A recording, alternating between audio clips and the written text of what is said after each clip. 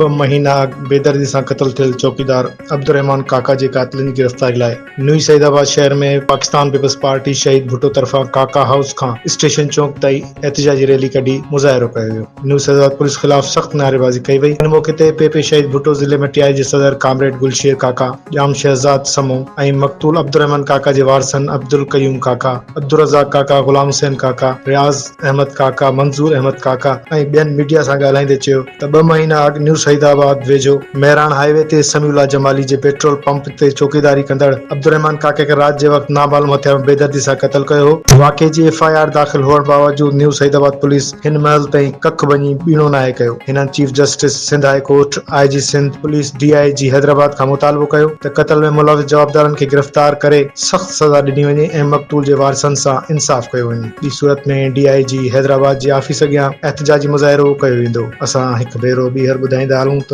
New Saidabad में 2 महीना बेदर्दी सां क़त्ल थियल चौकीदार जे वारसनि ऐं पाकिस्तान पीपल्स पार्टी शहीद भुट्टो तरफ़ां काका हाउस खां स्टेशन चौक ताईं एहतिजाजी रैली कढी छिती नारेबाज़ी कई वई।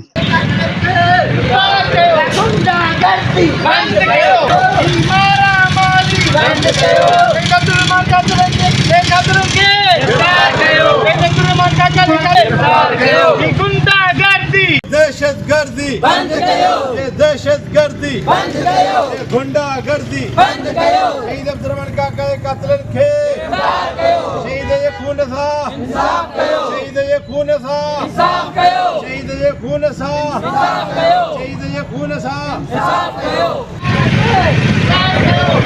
गुंडागर्दी अब्दुर्रहमान काका जे कातिलनि खे